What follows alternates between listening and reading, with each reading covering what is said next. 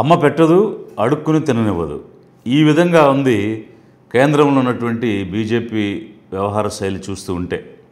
ఎందుకనంటే రాష్ట్రంలో అనేకమైనటువంటి స్వచ్ఛంద సేవా సంస్థలు పనిచేస్తూ ఉన్నాయి. ఈరోజు ప్రభుత్వంతో సమాంతరంగా అనేక ఎన్జిఓస్, వాలంటరీ ఆర్గనైజేషన్స్ సమాజ శ్రేయస్సు కోసం సమాజంలో ఉన్నటువంటి రుగ్మతలను రూపుమాపి ఒక సమాజ స్థాపన కోసం పనిచేయటం అనేటువంటిది ఎన్నో సంవత్సరాలుగా ఈ భారతదేశంలో జరుగుతున్నటువంటి ప్రక్రియ. అటువంటి పరిస్థితిలో బీజేపీ అధికారంలోకి వచ్చాక గత 10 సంవత్సరాలు అనేకమైనటువంటి ఎన్జిఓస్ని మతం పేరిట తొక్కివేయడం, మతం పేరిట అణిచివేయడం అనేటువంటిది ఈరోజు దేశంలో చూస్తూ ఉన్నాము. అసలు వారు చేసేటువంటి స్వచ్ఛంద సేవలకి మతానికి ఏమిటి సంబంధం? కేవలం అంటే మత చిచ్చు రగిలిస్తూ మతోన్మాదాన్ని పెంపొందిస్తూ చేస్తున్న కార్యక్రమాలు, హింస అనేది, మారణ హోమం అనేది ఒకవైపు అయితే, ప్రజలకు అందుతున్నటువంటి ప్రతిఫలాలు కానీ, ప్రజలలో ముఖ్యంగా అవసరమైన అవగాహన, అవేర్నెస్, సామాజిక స్పృహ, ఇవి కొన్ని సెన్సిటివ్ అంశాలు ప్రభుత్వం వచ్చి, ప్రభుత్వ అధికారులు వచ్చి ప్రజలను కూర్చోబెట్టి ట్రైనింగ్స్ ఇచ్చి అవేర్నెస్ పెంచే కార్యక్రమాలు చేయలేవు.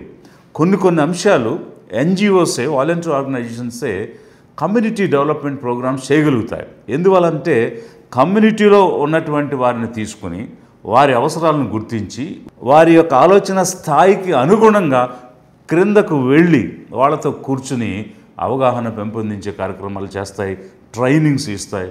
ఎందుకనంటే ఈరోజు మన దేశం అభివృద్ధి చెందలేకపోవడానికి, ఇన్ని సంవత్సరాలైనా ఇంకా డెవలపింగ్ నేషనే అని చెప్పుకోవడానికి ప్రధానమైన కారణం ఏమిటంటే ఇలిటరసీ, హై పాపులేషన్, అన్ఎంప్లాయ్మెంట్, ఇట్లాంటి అనేకమైనటువంటి అంశాలు ఉన్నాయి.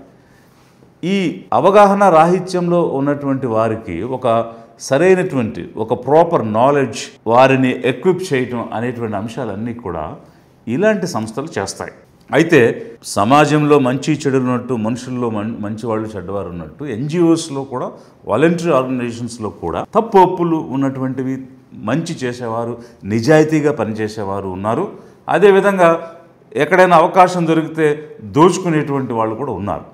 ఇప్పుడు మనం మాట్లాడుతున్నటువంటిది ఈ దోచుకునే వాళ్ళు, తప్పులు చేసేవాళ్ళ గురించో కాదు.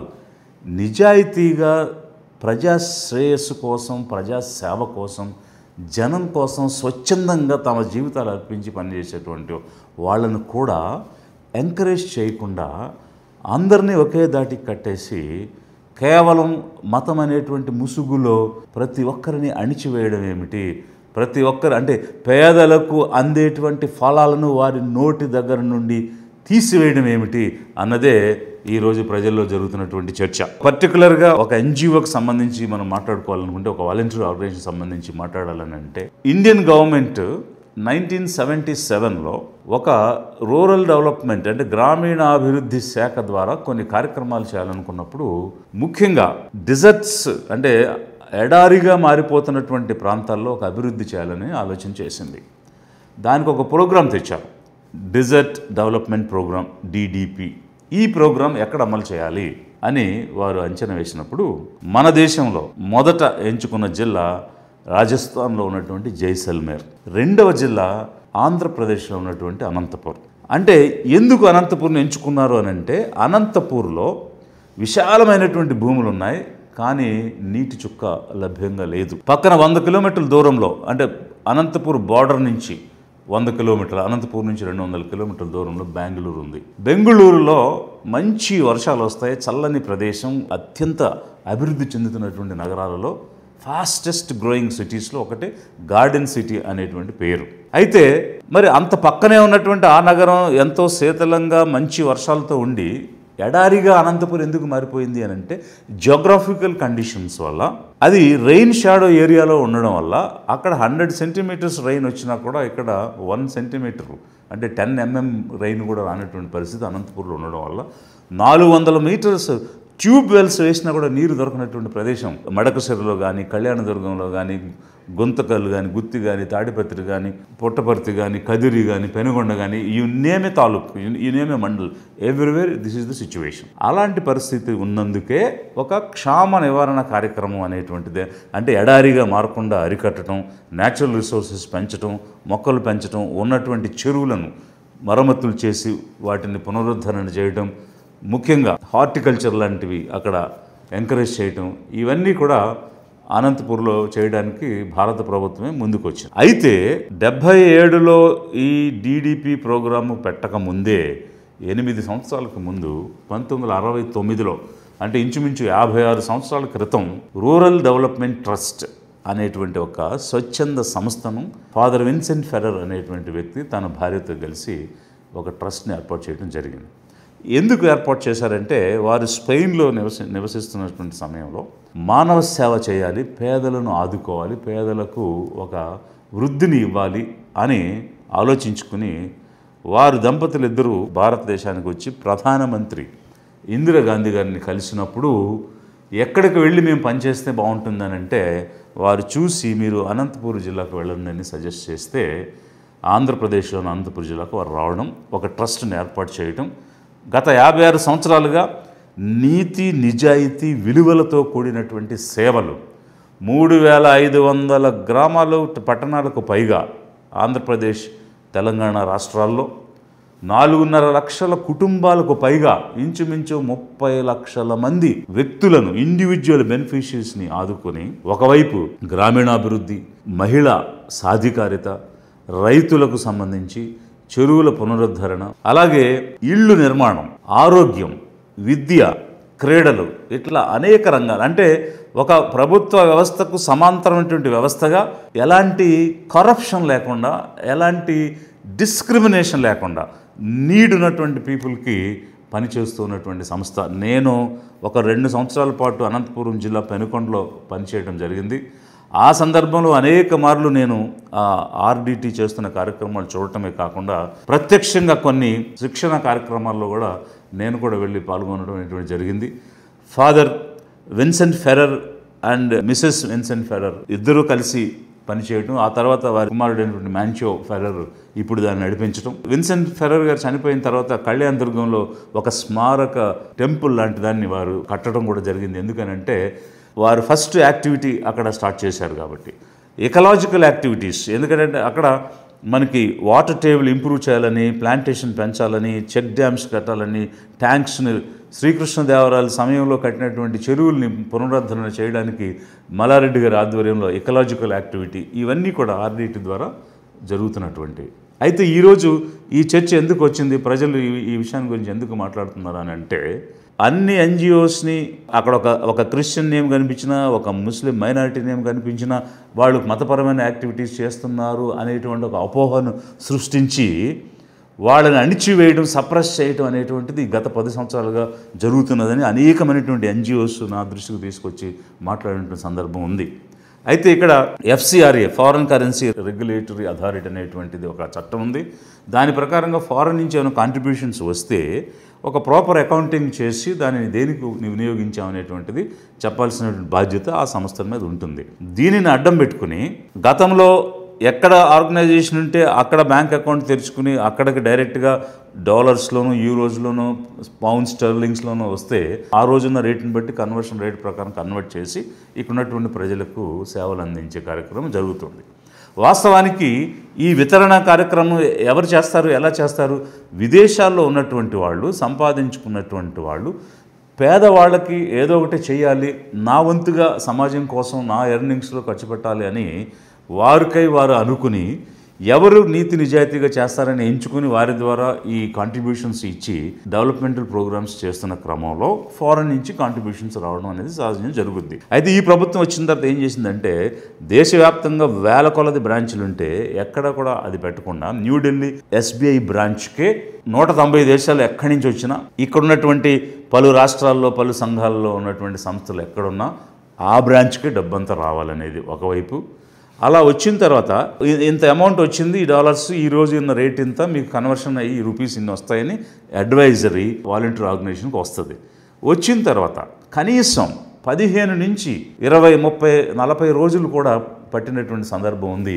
అంటే దేశవ్యాప్తంగా వచ్చిన ఫారెన్ కరెన్సీ అంతా ఒకే బ్యాంక్ బ్రాంచ్లో పెట్టుకుని వీళ్ళకి మీకు డబ్బు వచ్చిందని చెప్పిన తర్వాత కనీసం 20, 30 రోజుల వరకు ఆ డబ్బు రావడం లేదంటే అన్ని రోజులు ఆ డాలర్స్ ఫారెన్ కరెన్సీని ఏమి చేస్తున్నది అక్కడ బ్యాంకులో, దేనికి ఉపయోగిస్తున్నారు, అన్ని రోజులు ఎందుకు ఉంచుకుంటున్నారు, ఒక గంటలోనో ఒక పూటలోనో జరగాల్సిన పనిని అన్ని రోజులు ఎందుకు పెడుతున్నారనేది ఒకవైపు అయితే, 5 సంవత్సరాలకు ఒకసారి రెన్యువల్ చేసే విధానం ఉండగా ఈ బీజేపీ ప్రభుత్వం ఆ విధంగా చేయకుండా టెంపరీగా 3 నెలలు అని అలా రెన్యూ చేసుకుంటూ నిరంతరం వీళ్ళని అభద్రతా భావంలో పెట్టి ప్రతి విషయానికి ఢిల్లీకి పిలిపించుకుని అనేక రకమైనటువంటి వేధింపులకు గురి చేస్తున్నది అనేటువంటిది ఎన్జిఓస్లో ఉన్నటువంటి చర్చ.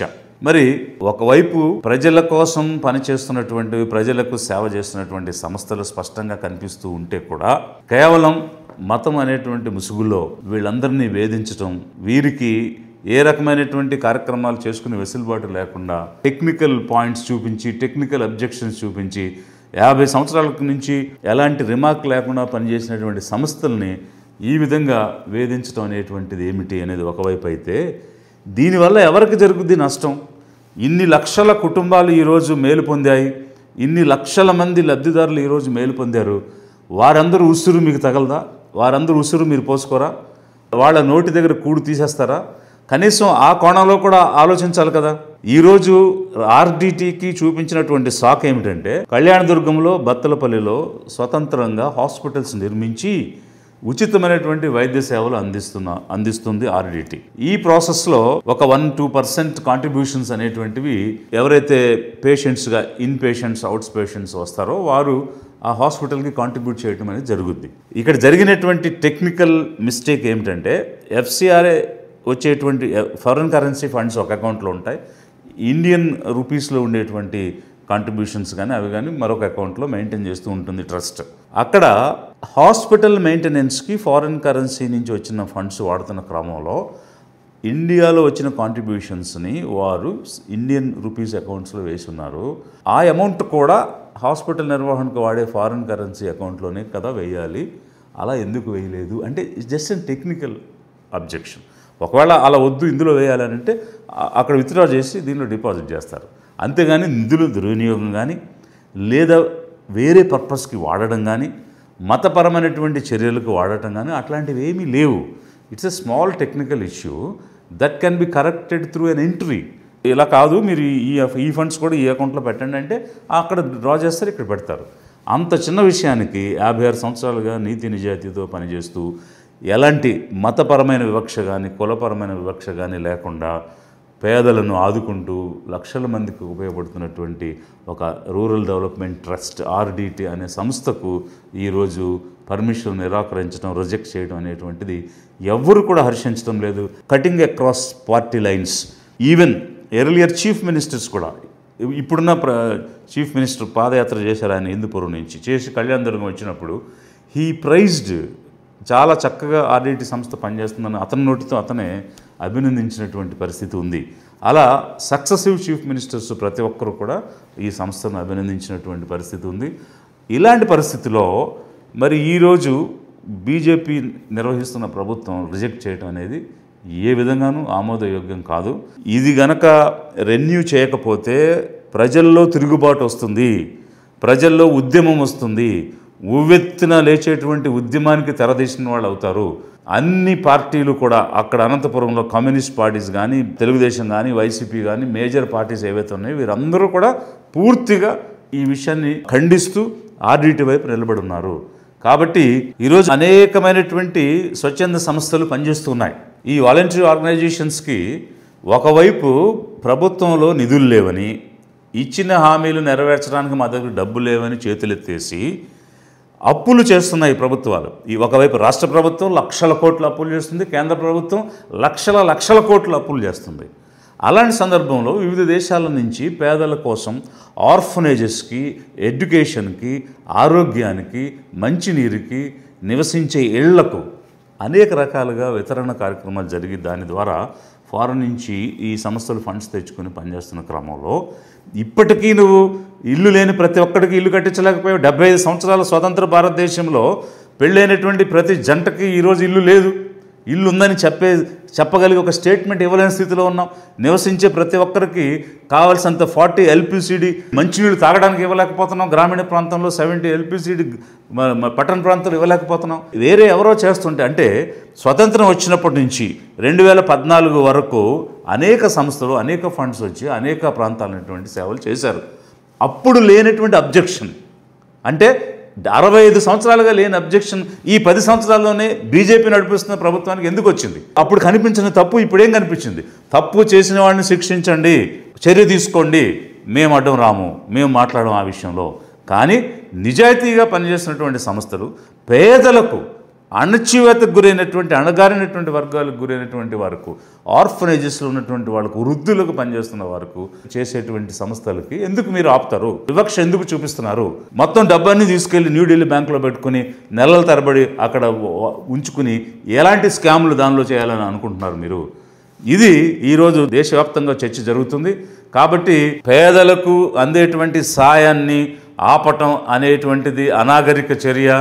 ఇది ఈరోజు ప్రభుత్వంలో మేము ఉన్నాము, మాకు అధికారం వచ్చింది, వీళ్ళందరూ ఓట్లు వేశారు కాబట్టి మేము ఏమైనా చేస్తామని అధికార దుర్వినియోగం చేయడం అనేటువంటిది సహించలేనటువంటి అంశం. అందుకనే ఈ రోజు ఉన్నటువంటి పార్టీస్లో ఉన్న ప్రధాన పార్టీలన్నీ ఎవరైతే ఎమ్మెల్యే ఎంపీ సీట్లు కలిగి ఉన్నారో వాళ్ళందరికీ కూడా మేము డిమాండ్ చేస్తూ ఉన్నాము, దీనిని మీరు సమీక్షించండి. మీరు మతం పేరటో కమ్యూనిటీ పేరటో ఈ రకమైన వివక్ష చూపించడం రాజ్యాంగానికి విరుద్ధం. ఈవెన్ ఒకవేళ వాళ్ళు ఎన్జిఓస్ కానీ వాలంటీర్ ఆర్గనైజేషన్స్ కానీ వాళ్ళ బైలాస్లు ఏమున్నాయో వాటి ప్రకారంగా పనిచేస్తున్నారో లేదో చూడండి. అది దాటి పనిచేస్తే చర్యలు తీసుకోండి. అంతే తప్ప పేదలకు అందే సాయాన్ని మీరు చేయకపోగా చేసేవారిని అడ్డుకోవడం అనేటువంటిది అనాగరికమైనటువంటి చర్య మేము ఖండిస్తూ ఉన్నాం. నేను స్పష్టంగా గౌరవ ముఖ్యమంత్రి గారిని కోరుతూ ఉన్నాను. ఆల్రెడీ లోకల్ ఎమ్మెల్యేస్ ఎంపీస్ కూడా మీకు రిప్రజెంట్ చేస్తున్నారు. మీరు చొరవ తీసుకుని రిజెక్ట్ చేసినటువంటి దాన్ని రివ్యూ చేసి తిరిగి పునరుద్ధరణ చేయండి.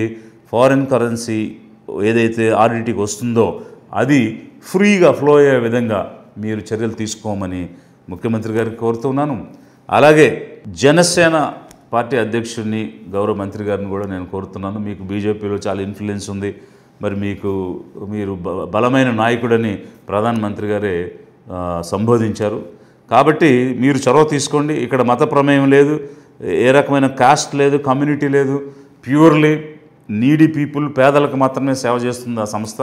అందువల్ల మీరు చొరవ తీసుకుని తప్పకుండా ఆర్డిటీకి నిరాకరించినటువంటి పర్మిషన్ తిరిగి ఇప్పించాలి సమీక్షించి అనేటువంటిది లిబరేషన్ కాంగ్రెస్ పార్టీ సవినయంగా మిమ్మల్ని కోరుతుంది. In the interest of the people, because I have seen the people who got benefited out of their services. ఈరోజు మ్యాన్చో ఫెడరర్ హర్ట్ అయ్యి నేను ఇంకా ముగించుకుంటాననే స్థాయికి వచ్చాడు. ఒకవేళ అతను తిరిగి రివ్యూ కోసం అడగకుండా ఆ ఆర్డిటీని క్లోజ్ చేసుకుంటే ఎవరు నష్టపోతారు? ఫెడరర్ ఫ్యామిలీ నష్టపోదు. అక్కడ పనిచేసేటువంటి ఉద్యోగుల దగ్గర నుంచి లబ్ధి పొందుతున్నటువంటి ప్రతి ఒక్కరు కూడా నష్టపోతారు. In the interest of the people it's bound in duty. ఈ రోజున్నటువంటి ప్రభుత్వానికి ఒక బాధ్యత, ఒక సోషల్ ఆబ్లిగేషన్గా ఫీల్ అయ్యి మీరు చేయాలని చెప్పేసి లిబరేషన్ కాంగ్రెస్ పార్టీ మిమ్మల్ని రిక్వెస్ట్ చేస్తూ ఉన్నది.